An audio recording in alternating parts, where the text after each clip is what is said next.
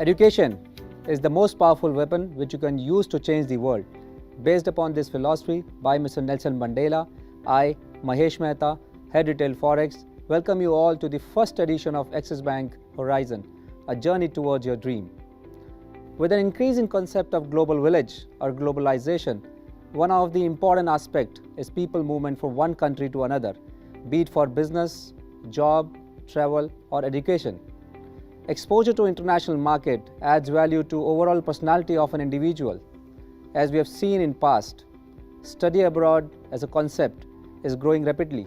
This gives global exposure to students as well as opens door for multiple opportunities. Today, we have gathered here to discuss this in detail. To join us in this discussion, we have our eminent guests with us. They are the industry experts and they have been in this industry for last many years. They're going to share their expert comments on various aspects related to study abroad. Let me introduce our first guest, Mr. Jasmeet Singh Bhatia, Director, Landmark Immigration. Welcome all to this session. We'll try to cover the pertinent questions which comes in our mind when we think of traveling abroad for further studies. If you look at the current numbers, as per the recent market study, currently 8 lakh students are studying abroad. I think this number will go up to 2 million by 2024. Jasmeet, I just want to understand what are the advantage and the opportunities available for the students, those who are thinking to study abroad? Yes, this is a burning question in every student's mind these days. So I feel as the international education is getting affordable day by day, so there are many options for students to study abroad and acquire these skills. So students, by studying abroad, they will learn different ways of life. It will make them more tolerant to the new cultures internationally. And I feel they will learn so many things which will help them grow internationally. So while working here or in abroad, it will be beneficial for them.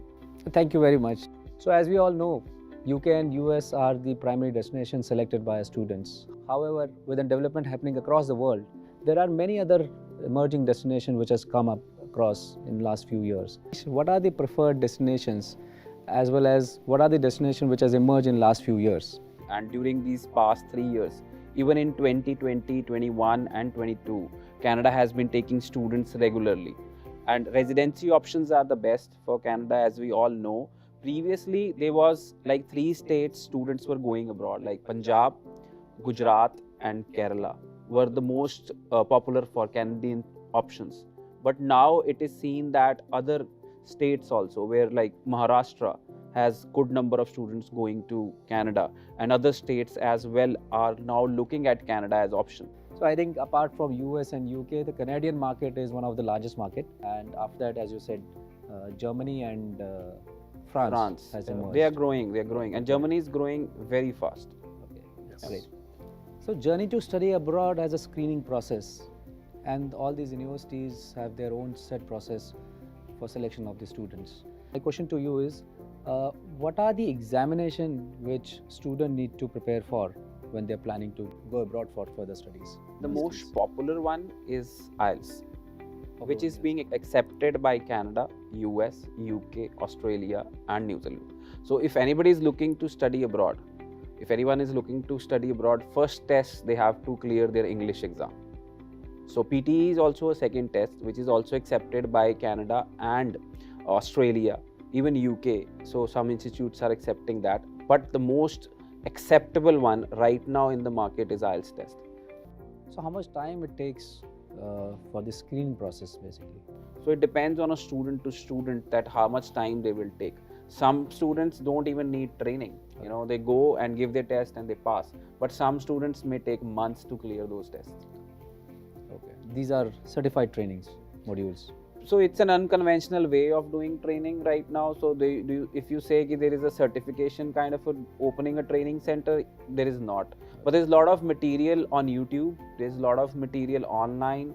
There is a lot of material being offered by these English testing centers. So if students, if they are capable enough, they don't need to go to training center. Yeah, and if they need training centers, then there are a lot of training centers come up, and those training centers like where we do or in our part of the country. So every week there's a test. You know, every Saturday is kind of a test to test the ability of the student. So if the student is doing good in those tests, he can definitely pass the actual test. So as a student consultants, you all also conduct these training sessions? Definitely, we also have, this is like we all are offering a complete package kind of a thing. So if a student walks into us and tells us that he needs guidance for training, yes, they give them guidance for training. So they need to know what is the cost of study abroad, then we guide them, this will be the cost of study abroad. And then they want to know about the country, like which country is suitable to them. So that also depends on the affordability of the student, like what is his tuition fees requirement, what he can pay. So then we can decide the country. And then also if he's not able to get, like example, Canada is having 6 each as base requirement. If you don't have 6 each, then you cannot apply to Canada. So if he's not able to get that 6 each band requirement, then he can do a test at lower levels also and then go into some other country like UK. So right now UK has a less band requirement. So these trainings are specific to countries as well as to the courses, right? No, so there is a benchmark. There is a benchmark of each country. So Canada has a policy. So Canada immigration policy is like that, which has been a very strong and stable policy because it's been like 15 years. Canada has introduced some programs, like previously it was a student partners program, which was called SPP. Then they came up with SDS, Student Direct Stream program. So that immigration of Canada has made these policies that if a student has these many bands, then they can go to Canada to study. But in some cases, Australia, it's totally different. The universities decide that student is eligible to come to the country or not. So every country has different immigration policies. Every country has a different immigration process. Every country has different interview process. If you tell me Canada takes interviews very less, like out 1%, not even 1%. And if you tell me Australia takes interview, embassy is not taking interview, but universities do take interviews. And in case of UK also, this is the same scenario. And for USA, if you tell, every student has to go for a face-to-face interview in the High Commission. Without that, they are not eligible to get any kind of visa. So every country has a different panel selection for giving them visas. Okay, I think this was insightful. I think this will help our viewers. So apart from these examinations, what are the other factors one need to take care? So if you can just elaborate. So the most important factor is the ranking of the university or the college. So students should look at which university or which college he is going into.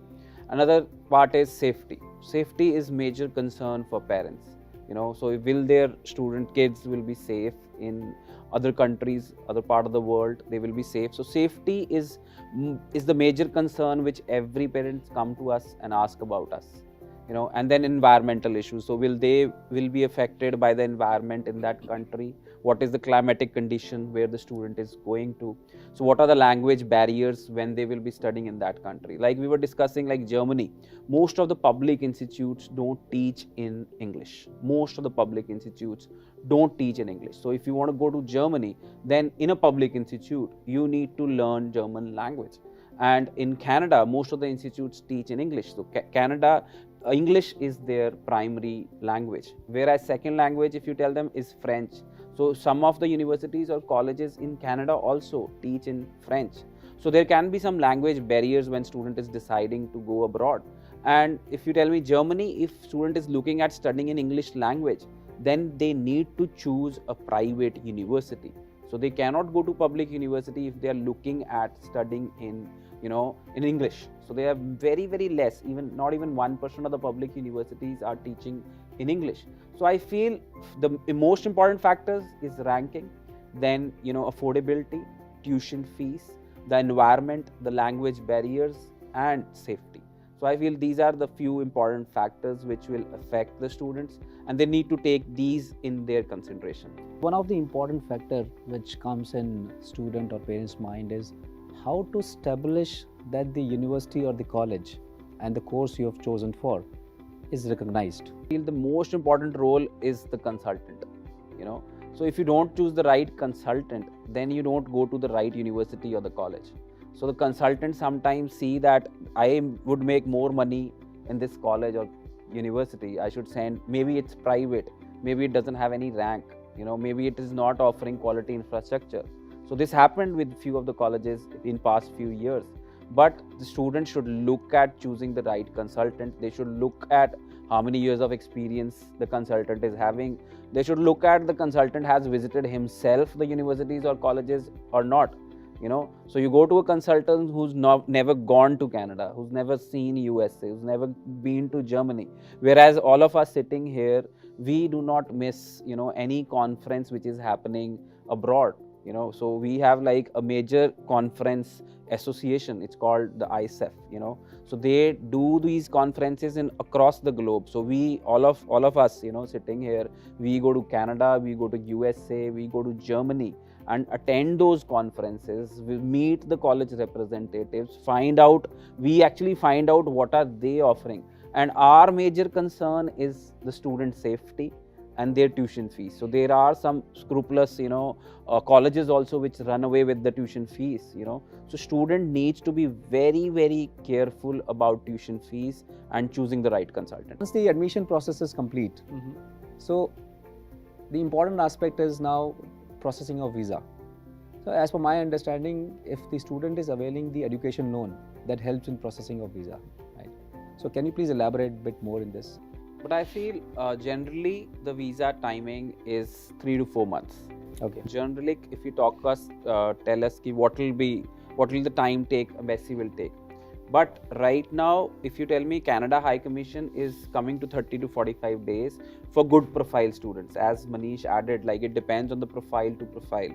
So for a good profile, right now we have seen some results coming 30 to 45 days. Okay. Previously, it was extended up to 180 days. Like it was taking 6 months during COVID due to the pendency of files. So right now also High Commission has, I feel so 4 to 5 lakhs student application visas under process in Canada. And if you tell me about USA, so it depends on the USA interview appointment. So right now embassy is giving appointments for after 8 months. So if you tell me USA, they will have to appear for an interview appointment if they have to get the visa. So it all depends on the High Commissions. Every High Commission has a different pattern of processing. And if you tell me education loan also depends. So if you are going to Canada, then you need to get that money dispersed before you avail the visa. So you need to pay the tuition fees, you need to pay the GIC before you lodge your file in the High Commission. But for Australia, for New Zealand, you don't need to do that. You can put your sanction letter, as you said, you can use that sanction letter as your proof of funds. But how you have taken that education loan, that will be also verified by Australia and New Zealand High Commission. And for US also, you don't need to pay any tuition fees, you don't need to pay any living funds, living costs to any bank. You just need to have proof of funds. You go to embassy, take an interview, take your visa, and even after you get your visa stamped on your passport in USA, then you can pay your tuition fees. So you mean to say different countries have different visa process? Each country has a different processing time. Each country has a different financial aspect. Each country follows a different timelines. So Jasmeet, as you mentioned, good profile. So what do you mean to say good profile? Is it like score or any other factor? So see, good profiles by mean like their percentage, their CGPA, their average score in the individual subjects, So Canada, right now, if you tell me their basic requirement is 6 each. Right. 6 each IELTS, you have IELTS 6 each, you come under SDS stream. But there are like more than 200,000 applications with 6 each. So they will be monitoring who's having 7 bands, who's having 8 bands in IELTS. And then the percentage also matters. If you are a 90% student and you have some scholarship from a university, and then you have 7 bands, and then you have paid your full year tuition fees, you have paid your GIC, which is guaranteed investment certificate. And then if you've done everything, then your visa can be processed in 15 days. And suppose you are an average student, you have lower marks, your percentage is 55%, and your band is also 6 each. That means you are a mediocre profile. Then they will take that profile, they will keep it aside, and they will process the better profiles before. Not in the High Commission case, even the universities and colleges also have started doing this ranking system. So if a student is a good profile candidate, like a high percentage, high IELTS score, then he will get admission first than an average profile. Okay, you mentioned GIC twice in this conversation. My understanding, few of these countries, they require student to invest in some fund, which is as guarantee, right? Which is GIC, I suppose. So if you can just elaborate a bit more, what is GIC and what all countries this GIC is applicable? Yes, sure. So GIC is Guaranteed Investment Certificate, which is used as proof of funds for your living cost in Canada. So it is actually, this term is used by Canadian High Commission only, not applicable to other countries, but the only second country which has started using this thing is Germany, which they have termed this as blocked account. Canada needs $10,000, which if a student has $10,000, that means he can sustain his living cost in Canada. So he can use that fund monthly. He can withdraw some amount. Initially, when he visits Canada, he reaches Canada, then he can withdraw $2,000. But after that, he can withdraw equal installments monthly, which can be used for his living cost. For Germany, they need 11,000 euros. So that's for Germany, and they call it blocked account. But I feel GIC is very, very simplified process.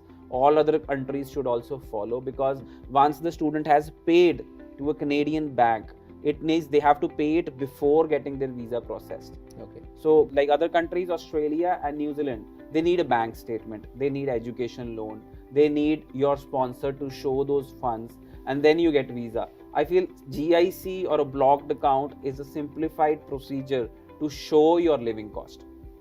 Thanks, Jasmeet. So Manish, as we were talking about the screening process and the examinations. So once the screening process is done and the examination process is over, one of the important question comes in our mind is which course to be opted for. So, just with your experience and knowledge, can you please elaborate a bit more on what are the courses available in different universities abroad? Doing an MBA is quite affordable in Canada, so it can be at the same price what we do an MBA in India too. So that is the affordability right now. And if we compare, like both of them said that there are a lot of options. So there are a lot of trades which students can look at while they're moving abroad. Because if you tell me electrician, might be we call it the electrician in India, but electrician is getting the maximum payouts in Canada and abroad. Doing a welding course can give you a lot of money. Not being a white collar job, you can make more money doing the trades. So trades play a very, very important role. Like if you tell me you are a mechanical engineer, you are an automobile engineer, you are a civil engineer, you are a construction management. And in Canada specifically, if you do a 2 years diploma for a trade, then you can get a very, very high paying salary also. So there is a lot of mix of courses. If you are from an arts background, you can do hospitality, you can do event management, you can do journalism, you can do early childhood education. You're from a medical background, you can do nursing, you can do a social service worker diploma, you can do fitness and health promotion, you can do massage therapy. And if you are from a commerce background, so commerce is the least options, because he can do a business course only, he can do a BBA or a business course only, but he also has a specialization in sales, marketing, finance, international business he can choose from. So to do trades or IT, you need to have maths. As we are discussing about the post-graduation, right? There are undergraduation courses as well. So what are the prominent undergraduation courses? BBA is one of the very popular undergraduate course, which a commerce background or from like who's done accountancy and a business course. They can do a BBA, BCom or an IT, BTech in computer sciences is the most popular one. So if anybody is from a maths and science background, he's looking at BTech computer science is the very, very high demand course. And to get seats in BTech computer science is difficult in a good university too. So you have to plan 1 year before if you are looking at in a high admission in a high demand course. And if for a medical student, nursing is a very, very high demand. If you're looking at BSc nursing, then you can wait up to 2 years to get into a university, because those BSc nursing, they want local students primarily, And for international students, they keep very, very less allocation of seats. So nursing is also very, very in high demand course to study abroad. And then we talk about this art students, then they can also do like bachelor's in political science, bachelor's in psychology, bachelor's in sociology, bachelor's in English, bachelor's in journalism. So for an arts background student, they also have a lot of options to do bachelor's in media communications, or animation is another field which is coming up very, very well, and students who are looking at interior designing, fashion designing, so these kind of courses are also available. So if you're looking at something in film production also, there are also courses available in all the countries. So you mean to say the options are equal in both postgraduate as well as the undergraduate program? So it is beneficial for students to go at early stage, because they will be able to adapt the culture, they will be able to adapt the environment of that country, and if their plan is to settle down in that country, then it will be very, very beneficial for them. How is this placement works there in all these universities? What percentage of the student gets the placement? Is it like, it must be definitely depends upon the category of the college you are into. One, and second thing is, what is the situation of getting PR after the education? Jasmeet, you want to add something what Sumit has mentioned? See, the major concern of each parent is that their ward should get a good job, they should make a good career in their life, but it definitely depends on the ranking of the institute or the college or the university student went to. So if you tell me, if they're going into a top ranked university in any of the country, they will get placed earlier.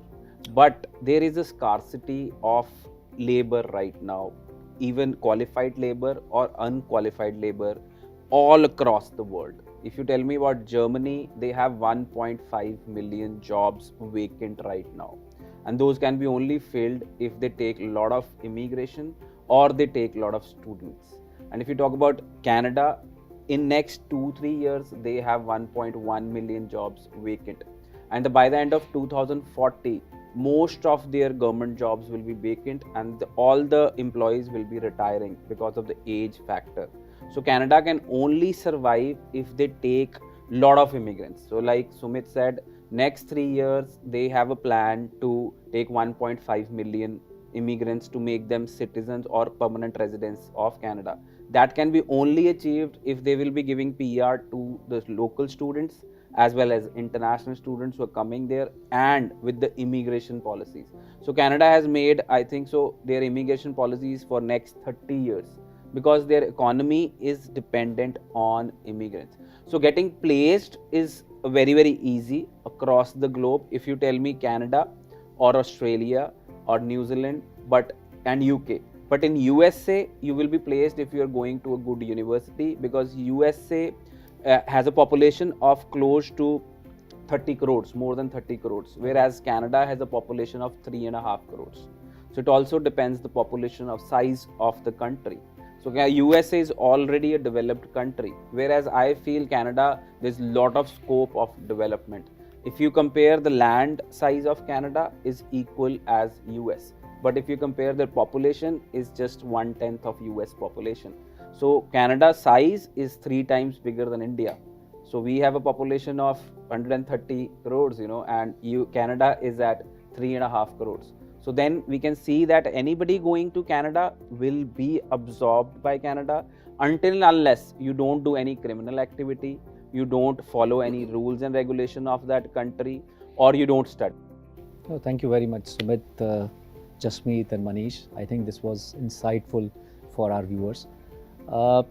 So now I would like to highlight one of the important aspect when we are talking about a journey towards studying abroad. So Jasmeet, if you go back in maybe 2010 or 2012, I think at that point of time, students going abroad for higher studies were limited, maybe because of the affordability or the expenses were a bit higher, or because nowadays, if you have seen in past 5-6 years, the number has gone up and it is rapidly growing year on year, and maybe because of the visibility, and there are many financial institutions are providing the education loan.